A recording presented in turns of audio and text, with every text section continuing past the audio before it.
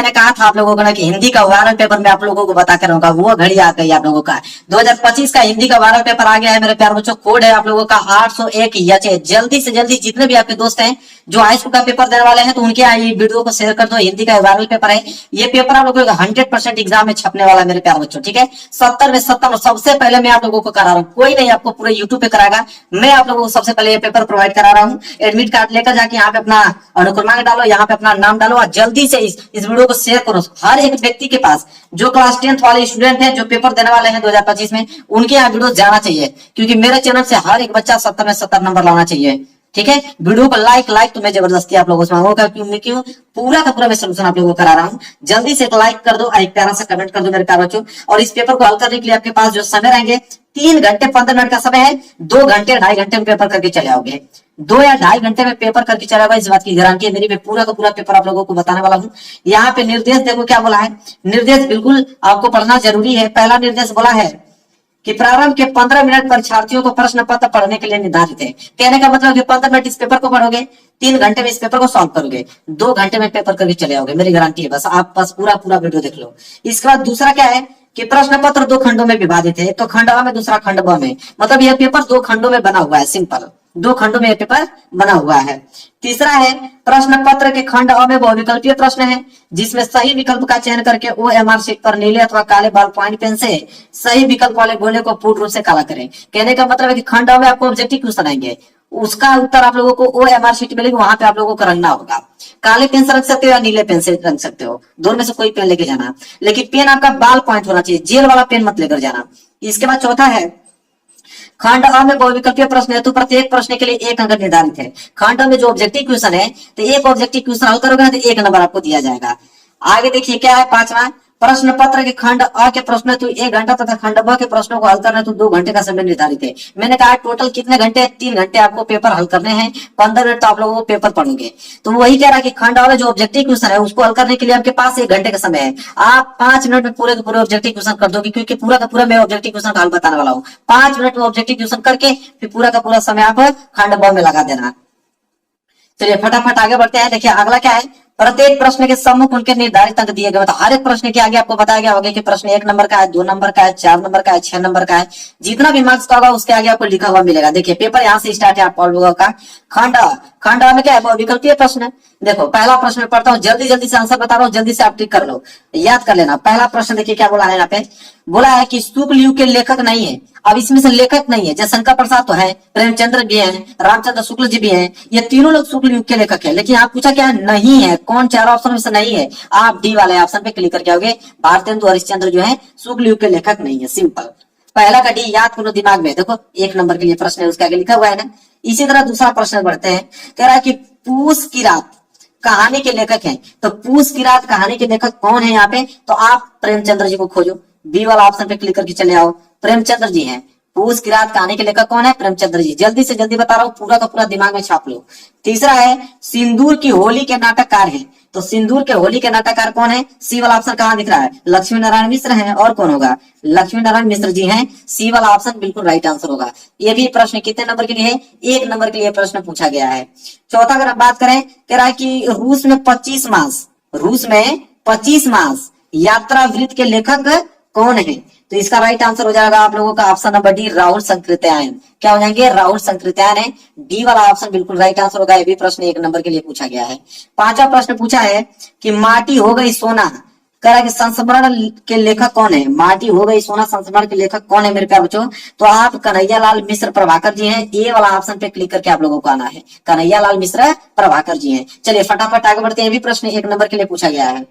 चलिए मेरे प्यारे बच्चों क्वेश्चन नंबर 6 नोट कीजिए, रीतिकाल को अलंकृत काल किस विद्वान ने कहा, तो कह रहा है कि रीतिकाल को अलंकृत काल किस विद्वान ने कहा था, तो आप ऑप्शन बी पे क्लिक करके आओगे, मिश्र बंधुओं ने कहा था। कौन, मिश्र बंधुओं ने, बी वाला ऑप्शन जो है बिल्कुल राइट आंसर होगा। 7वां प्रश्न देखो क्या है, निम्नलिखित में से कौन सी कृति रीतिकालीन कवि देव की नहीं है। देखिए बहुत ज्यादा घुमा के क्वेश्चन पूछ दिया मेरे प्यारे बच्चों। ये क्वेश्चन क्या किया, घुमा के पूछा है कि कौन सी कृति रीतिकालीन कवि देव की नहीं है, तो आप कवि प्रिया पे ऑप्शन मार के आओगे। पहला वाला ऑप्शन जो है बिल्कुल राइट आंसर हो जाएगा, क्या, कवि प्रिया। आगे बढ़ते हैं 8वां प्रश्न, भारतेंदु युग की विशेषताएं प्रवृत्ति नहीं है। अब इसमें विशेषता कौन सा नहीं है भारतेंदु युग की, ये पूछा है प्रश्न नंबर 8वें में। तो आप यहाँ पे डी वाला ऑप्शन पे क्लिक करके आओगे। काव्य भाषा के रूप में खड़ी बोली का प्रयोग जो है वो भारतीय हिंदी की विशेषता नहीं है। डी वाले ऑप्शन पे प्रश्न 1 नंबर यहाँ से आप लोगों का क्लियर होता हो। आगे बढ़ते हैं, प्रश्न नंबर 9 देखिए क्या है कि वर्ष 1943 में प्रकाशित तार सप्तक का संपादन किसने किया था? तो किसने किया था? ऑप्शन बी वाले ऑप्शन पे करके आएगा सचिदानंद, हीरानंद, वात्स्यायन अज्ञेय जी। बी वाला ऑप्शन जो है बिल्कुल राइट आंसर हो गया। 1 नंबर यहाँ से भी मैंने आप लोगों को कवर करा दिया। पूरा का पूरा प्रश्न याद होना चाहिए। 1 नंबर आप लोगों का 69 भी पसंद नहीं हमको 70 में 70 नंबर बिल्कुल पेपर चाहिए तो चाहिए, इतना बात याद रख लो। 10वां प्रश्न देखो क्या है, राम की शक्ति पूजा किसकी रचना है? तो राम की शक्ति पूजा जो है किसकी रचना है? ऑप्शन ए सूर्यकांत त्रिपाठी निराला जी हैं। ए वाला ऑप्शन जो है बिल्कुल राइट आंसर होगा। 1 नंबर यहाँ से पक्का कर लो। आओ प्रश्न नंबर 11 देखो क्या है। प्रश्न नंबर 11 है कि हाथी जैसी देह है, गेंडे जैसी खाल, तरबूजे सी खोपड़ी, खरबूजे से गाल। उपयुक्त पंक्ति में कौन सा रस का प्रयोग किया गया है? यहाँ पे पहला मतलब 1 नंबर के लिए प्रश्न है। ये पंक्ति आप देख रहे हो, इसमें रस का कौन सा प्रयोग किया गया है? पहले ऑप्शन देखते हैं। तो यहाँ पे 4 ऑप्शन दिया हुआ है, तो हास्य रस का प्रयोग किया गया है। डी वाले ऑप्शन पे क्लिक करके आप लोगों को आना है। चलिए आगे बढ़ेंगे। प्रश्न नंबर 12 देखिए क्या है। कह रहा है कि उस काल मारे क्रोध के तन कांपने उसका लगा, मानो हवा के वेग से सोता हुआ सागर जगा। कर उपयुक्त रेखांकित पंक्ति में कौन सा अलंकार है? तो कौन सा अलंकार का प्रयोग किया गया है? तो ऑप्शन सी उत्प्रेक्षा अलंकार का प्रयोग किया गया है। याद होना चाहिए, भूलना मत एग्जाम में, नहीं तो अन्यथा आप लोगों को गलत हो जाएगा। पहला नंबर यहाँ से भी क्लियर आपने कर लिया। 13वां प्रश्न देखिए, कह रहा है कि जो सुमिरत सीधी हुई, गणनायक करिबर बदन, करहु अनुग्रह सोई, बुद्धि राशि शुभ गुण सदन। उपयुक्त पंक्ति में कौन सा छंद का प्रयोग किया गया है? अब यहाँ पे छंद पूछा है कि कौन सा छंद का प्रयोग किया गया है? तो सोरठा कहीं दिख रहा है, बिल्कुल सोरठा का प्रयोग किया गया है। ये वाला ऑप्शन जो है बिल्कुल राइट आंसर हो जाएगा मेरे प्यारे बच्चों। आगे फटाफट बढ़ेंगे। प्रश्न नंबर यहाँ पे देखेंगे, प्रश्न नंबर 14। प्रश्न नंबर 14 क्या है? कह रहा है कि निम्नलिखित में से किस शब्द में अनु उपसर्ग का प्रयोग नहीं हुआ है? अनु उपसर्ग का प्रयोग नहीं हुआ ये बताना है, ठीक है? तो आप ध्यान दो, ये हो जाएगा अनुधन करण, ये हो जाएगा अनुधन शासन, ये हो जाएगा अनुधनवाद, ठीक है? ये अनुधन तीर्ण, तीर्ण क्या होता है? कोई अर्थ निकलता है तीर्ण का? नहीं। तो सी वाला ऑप्शन जो है बिल्कुल राइट आंसर हो जाएगा। ये उपसर्ग का प्रयोग नहीं हुआ इसमें अनु का, क्योंकि उपसर्ग का मतलब होता है कि पीछे वाला जो शब्द है कोई ना कोई अर्थ दे। इसमें करण आपका अर्थ दे रहा है, शासन भी अर्थ दे रहा है, वाद भी दे रहा है। ये तीर्ण क्या होता है? कुछ नहीं होता है। चलो सी वाला ऑप्शन। आगे देखिए 15वां प्रश्न, नीलकंठ समस्त पद में प्रयुक्त समास है, मतलब नीलकंठ में कौन सा समास का प्रयोग किया गया ये पूछ रहा है। बहुव्रीहि समास कहाँ दिख रहा है आप लोगों को? बी वाला ऑप्शन जो है बिल्कुल राइट आंसर हो जाएगा। आगे देखिए 16वां, कह रहा है बादल का परवाची शब्द नहीं है, बताना है कि बादल का परवाची शब्द कौन नहीं है। तो यहाँ देखो नीरद, नीरद होता है, अम्बुद भी होता है, जलद भी होता है, जलज नहीं होता है।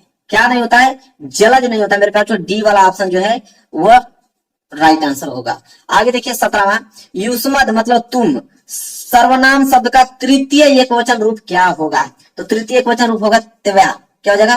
त्वया हो जाएगा। बी वाला ऑप्शन जो है बिल्कुल राइट आंसर हो जाएगा। यहाँ पे 17 का भी याद कर लो। इसके बाद 18वां देखो कि आधी आई और हम घर भागने लगे, रचना के आधार पर इस वाक्य का प्रकार है। कौन सा वाक्य का प्रकार है यहाँ पे? तो देखो आंधी आई और हम सब घर भागने लगे, ये आपका संयुक्त वाक्य है। क्या है? संयुक्त वाक्य। सी वाला ऑप्शन जो है बिल्कुल राइट आंसर हो जाएगा। आगे बढ़ेंगे फटाफट मेरे प्यारे बच्चों, जल्दी से जल्दी पूरा ट्रिक लगा लो। 19वां प्रश्न है, महात्मा बुद्ध ने विश्व को शांति का संदेश दिया, इस वाक्य का वाच्य बताना है कि वाच्य रूप इसका क्या होगा। Very very most. तो हो जाएगा आपका कृतवाच्य। क्या हो जाएगा? कृतवाच्य हो जाएगा, क्योंकि महात्मा बुद्ध ने विश्व को शांति का संदेश दिया। कौन दिया? महात्मा गांधी ने दिया था। तो सब्जेक्ट आप लोगों का महात्मा है, इसलिए कृतवाच्य हो जाएगा। ये वाला ऑप्शन जो है बिल्कुल राइट आंसर हो जाएगा। आगे देखिए बढ़ते हैं 20वां लास्ट प्रश्न है ऑब्जेक्टिव का, कि वह अचानक चला गया, वाक्य में प्रयुक्त अचानक पद का व्याकरणिक परिचय है। तो यहाँ आपको बताना है कि अचानक शब्द क्या है, ठीक है? तो अचानक शब्द क्या है? यह आप लोगों का क्रिया का विशेषता बता रहा है। अचानक से चला गया तो ये आपका क्रिया विशेषण है। क्या है? क्रिया विशेषण है। डी वाला सी वाला ऑप्शन जो है बिल्कुल राइट आंसर हो जाएगा। 20 में 20 ऑब्जेक्टिव क्वेश्चन करके आना। 20 में 20 पूरा बता दिया हूँ, याद कर लो। पूरा का 20 में 20 इंपोर्टेंट है, पूरा का पूरा छपेगा और यहाँ से आप लेके चले आओगे। चलिए फटाफट देखते हैं वर्णात्मक प्रश्न। चलिए देखिए वर्णात्मक प्रश्न खंड पर यहाँ से स्टार्ट है। वर्णात्मक प्रश्न जल्दी से आप नोट कर लो, जल्दी से पूरा का पूरा जल्दी ट्रिक लगाओ, जल्दी लगाओ, फटाफट आप लगाते रहो। देखो 21वां प्रश्न है, 6 नंबर के लिए, 6 नंबर जल्दी क्लियर कर लो आप। कह रहा है कि निम्नलिखित में से किसी एक गद्यांश पर आधारित 3 प्रश्नों का उत्तर दीजिए। क वाला है कि कुसंग का जोर सबसे भयानक होता है मेरे प्यारे बच्चों, ये वाला पूछा कुसंग का जोर सबसे भयानक होता है। ये केवल नीति और सद्बुद्धि का विनाश नहीं करता बल्कि बुद्धि का विषय करता है। जल्दी से नोट कर लो। अगर यह प्रश्न है, इसके नीचे 3 प्रश्न है। इसका पहले संदर्भ लिखोगे 2 नंबर दिया जाएगा। गद्यांश के रेखांकित अंश की व्याख्या लिखोगे 2 नंबर दिया जाएगा। मतलब जहां तक अंडरलाइन किया गया है ना, यहां से लेके यहां तक, इसका अगर आप व्याख्या कर देते हो तो 2 नंबर आपको दे दिए जाएंगे। और तीसरा प्रश्न है कि कुसंग की तुलना किससे की गई है, ये भी प्रश्न 2 नंबर का है। आपका मन, या तो ये पहला वाला क वाला कर लो, या तो ये नहीं करना चाहते हो तो अथवा वाला क्लिक लगा लो। ये वाला करके चलो, जो भी याद होगा याद करके चले जाना है। ख वाला ये वाला कर लो। ईर्ष्या की बड़ी बेटी का नाम निंदा है। जो व्यक्ति ईर्ष्यालु होता है वही व्यक्ति बुरे किस्म का निंदक भी होता है। इसको नोट कर लो। इसमें भी आपको 6 नंबर ही दिए जाएंगे। देखो पहला प्रश्न है उपयुक्त गद्यांश का संदर्भ लिखो 2 नंबर। गद्यांश के रेखांकित अंश की व्याख्या कीजिए 2 नंबर। ईर्ष्यालु व्यक्ति दूसरों की निंदा क्यों करता है 2 नंबर। अब दोनों 6 नंबर के हैं। अब आपका मन जो भी आपको आसान लगे, या तो क वाला कर लो या तो ख वाला कर लो। दोनों मैंने आपको बता दिया। ये आप लोगों का अथवा वाला है, ठीक है, और ये वाला क वाला है। तो मैंने बता दिया आप लोगों का। आपका मन जो आपको आसान लगेगा वो याद करके जाना। चलिए अब यहां से फटाफट 6 नंबर यहां से क्लियर करेंगे। ये आप लोगों का पद्यांश, अभी हमने गद्यांश देखा, ये पद्यांश है। कह रहा है कि निम्नलिखित में से किसी एक पद्यांश पर आधारित सभी प्रश्न को उत्तर दीजिए। प्रश्न नंबर 22वां है। प्रश्न नंबर 22वां अभी 6 नंबर जल्दी से आप पक्का कर लो। क्या है? क वाला, उद्यो जाऊ तुम ही हम जाने, श्याम तुम ही खाओ को नहीं पठयो, तुम हो बीज भूला रहे। ठीक है, ये वाला आप जल्दी से याद कर लो। वेरी वेरी मोस्ट इंपोर्टेंट है। 6 नंबर है, मतलब इसके नीचे भी आपको 3 प्रश्न दिए गए होंगे। पहला, उपयुक्त पद्यांश का संदर्भ लिखो 2 नंबर। पद्यांश के रेखांकित अंश की व्याख्या कीजिए 2 नंबर। व्रज नारनी सो जुग कहवत हो, बात कहत न लजाने से क्या तात्पर्य है, इसमें भी 2 नंबर आपको दिए जाएंगे। अगर ये आपको भारी लग रहा है, अगर आप नहीं याद करना चाहते हो, कोई बात नहीं है, ये वाला याद करके जाओ। हमें तो 6 नंबर चाहिए ना। ये वाला याद कर लो कि चा नहीं मैं सुरबला के गहनों में गुथा जाऊं, चा नहीं प्रेमी माला में बिंद प्यारी को ललचाऊं। ये वाला याद कर लो। यहां से लेके यहां तक है। इसके नीचे भी आप लोगों के 3 प्रश्न हैं। मैं आपको दिखा देता हूं 3 प्रश्न कौन है। 2 नंबर के हिसाब से 6 नंबर दिए जाएंगे। देखो वही पद्यांश का संदर्भ लिखो तो 2 नंबर। रेखांकित अंश की व्याख्या बताओगे तो 2 नंबर। इसके बाद है कि पुष्प वनमाली के समक्ष अपनी कौन सी इच्छा चाहकर प्रकट करता है, 2 नंबर। यहाँ से दोनों में से कोई एक ही करना है। ये नहीं कि दोनों करते हैं चले आओ, नहीं, दोनों में से कोई एक ही करना है। देख लेना, जो आपको आसान लगेगा वो याद करके जाना। हमें 70 में 70 नंबर चाहिए। आप चाहे जैसे भी याद करो, जो भी आपको आसान लग रहा है वो याद करो, चाहे कठिन याद करो, हमें 70 में 70 नंबर चाहिए। 23वां प्रश्न जल्दी से नोट करो। नीचे दिए गए संस्कृत गद्यांश में से किसी एक का संदर्भ सहित हिंदी में अनुवाद कीजिए। अब ये संस्कृत का गद्यांश है। कितने नंबर के मेरे प्यारे? जो 5 नंबर के लिए है। जल्दी से नोट कर लो। वाराणसी प्राचीन काल गे विद्या है, बहुत ज्यादा इंपॉर्टेंट है। या तो ये याद करो, वाराणसी चैप्टर से लिया गया है, या तो अथवा करके एक और दिया है आपको, एकदा बहम जना धुमियानम रेल। तो हमको तो सबसे आसान ये वाला नहीं लग रहा है, वो वाराणसी वाला आसान लग रहा है। तो हमको लग रहा है ना, अगर आपको यही वाला आसान लगेगा तो याद करके जाना, कोई जबरदस्ती नहीं है। ठीक है, हिंदी में अनुवाद बताना है, संदर्भ से हिंदी में अनुवाद। या तो अथवा वाला कर सकते हो, या तो आप यहां से लेके यहां तक कर सकते हो, वाराणसी वाला। अब आपका मन जो आपको आसान लगे भाई। हमको तो ये वाला ऊपर वाला आसान लग रहा है। आपका मन, आप लिखोगे तो आपको 5 नंबर दिए जाएंगे, नहीं लिखोगे तो 1 नंबर भी नहीं मिलेगा। 24वां प्रश्न देखो। नीचे दिए गए संस्कृत के पद्यांश में से किसी एक का संदर्भ सहित हिंदी में अनुवाद कीजिए। अब यहाँ संस्कृत का पद्यांश आ गया। संस्कृत का पद्यांश भी 5 नंबर का ही पूछा जाता है। पहला वाला है कि सार्थ प्रवसतो मित्र की किस्वन मित्र गृह सतः, आतुरस्य च किम मित्रम किस्वनम मित्रम परिस्यता। या तो इसका संदर्भ से हिंदी में अनुवाद कर दो। क वाला नहीं करने जाते हो तो अथवा करके एक और दिया है, उसको मैं दिखा देता हूँ। देखो अथवा करके दिया है, अथवा करके ख वाला दिया है। ये कर लो, बंधम मरणम वापी जय वापी पराजय, उभयत्र सम वीर वीर भाव ही वीरता। इसको करके चले आओ। तो जो आपका मन करे वो आसान। हमको आसान ये वाला लग रहा है, ये वाला आसान लग रहा है हमारी तरफ से। ठीक है, इसके बाद प्रश्न नंबर 25वां क्या है? अपने पठित खंड काव्य के आधार पर निम्नलिखित प्रश्नों में से किसी एक का उत्तर दीजिए। ये आपका जिला वाइज जाता है। आपके डिस्ट्रिक्ट में कौन सा खंड काव्य पूछा जाता है वही आपको एग्जाम में लिख के आना। ये नहीं कि आप आपके डिस्ट्रिक्ट में मुक्ति दूत पूछ रहा है तो तुम मेवाड़ मुकुट लिख के चले आओ तो 1 नंबर नहीं मिलेगा, पूरा का पूरा नंबर काट दिया जाएगा। 3 नंबर का सवाल है। आप देख लेना क्वेश्चन बैंक में कि कौन से आपके डिस्ट्रिक्ट में पूछा जाता है। वैसे तो बहुत है, मुक्ति दूत है आपका, ज्योति जवाहर है, सब अलग अलग डिस्ट्रिक्ट के लिए होते हैं। मेवाड़ मुकुट है, अग्र पूजा है, यहाँ पे जय सुभाष है। ठीक है, आगे देखो मातृभूमि है, इसके बाद कर्ण है, कर्ण के बाद कर्मवीर है, कर्मवीर के बाद तुमुल है। इतने सारे हैं, लेकिन सब जिला वाइज जाता है। आप भी जो डिस्ट्रिक्ट में होगा उसको करना है। नहीं मालूम है कमेंट करो, मैं बता देता हूँ। अपने जिला का नाम कमेंट करो, मैं बता दूंगा कि कौन सा खंड का भी याद करके जाना है, तुरंत बताऊंगा। इसके बाद देखो प्रश्न नंबर 26। प्रश्न नंबर 26 का कहा है कि दिए गए लेखकों में से किसी एक का जीवन परिचय देते हुए उनकी एक प्रमुख रचना का उल्लेख कीजिए। जीवन परिचय अब तक नहीं याद हुआ, 5 नंबर का है। 3 नंबर जीवन परिचय पे, 2 नंबर रचना। रचना बहुत जरूरी है, तभी 2 नंबर आपको दिए जाएंगे। यहाँ पे दिया आचार्य रामचंद्र शुक्ल, डॉक्टर राजेंद्र प्रसाद, पदुमलाल पुनालाल बख्शी और चौथा रामधारी सिंह दिनकर। अब इस 4 लोगों में से सिर्फ एक लोगों का ही आपको जीवन परिचय लिखना है। और कितने नंबर? 5 नंबर के लिए ये लेखक की जीवन परिचय है। जल्दी से याद करो, जल्दी से जाके लिखो, 5 नंबर ले जाओ। तब तक 5 नंबर यहाँ तैयार है आप लोगों का। 5 नंबर फिर लोग पूछ लिया कवि का जीवन परिचय। कवि का जीवन परिचय यहाँ पे पहला कवि महाकवि सूरदास जी, दूसरा बिहारी लाल, तीसरा मैथिली शरण गुप्त जी और चौथा सुभद्रा कुमारी चौहान जी। अब चारों में से किसी का एक नहीं याद है आप लोगों को? आपको सर याद है सूरदास जी का, तो बहुत सिंपल है, 5 नंबर ले लो। रचना बहुत जरूरी है, तभी 2 नंबर आपको दिए जाएंगे, बता दे रहा हूँ। प्रश्न छोड़ना मत, यहाँ पे सब कुछ बताया जा रहा है। 70 में 70 नंबर जाओ लेकर आओ। प्रश्न नंबर 27वां देखिए क्या है कि अपने पाठ्य पुस्तक में से कंठस्थ कोई एक श्लोक लिखी जो इस प्रश्न पत्र में ना आया हो। एक श्लोक लिखना है, 2 श्लोक आप लोग याद कर लो। बंदम बरणवापी जय वापी पर जाओ यत्र संभव वीर वीर भाव, यही वार्ता। ठीक है, आप लोगों को याद है, हमें भी याद है, आप लोग भी याद कर लो जाओ। इसके बाद 28वां प्रश्न देखो, कह रहा है कि आपके विद्यालय के पुस्तकालय में हिंदी की पुस्तकों एवं पत्र पत्रिकाओं का अभाव है, इन्हें मांगने का अनुरोध करते हुए अपने विद्यालय के प्रधानाचार्य को पत्र लिखे। पत्र लिख दो भाई। अगर ये नहीं लिखना चाहते हो तो एक और दिया है कि अखिल भारतीय वाद विवाद प्रतियोगिता में प्रथम पुरस्कार विजेता मित्र को एक बधाई पत्र लिखे। हमको आसान ये वाला लग रहा है कि पुस्तकालय में अगर आपको पास पुस्तकें की कमी है तो आप अनुरोध करो, रिक्वेस्ट करो प्रधानाचार्य को एक पत्र के अनुसार कि यहाँ पे सारी किताबें मंगा दे, पढ़ने के लिए आपको अभाव हो रहा है, दिक्कत हो रही है।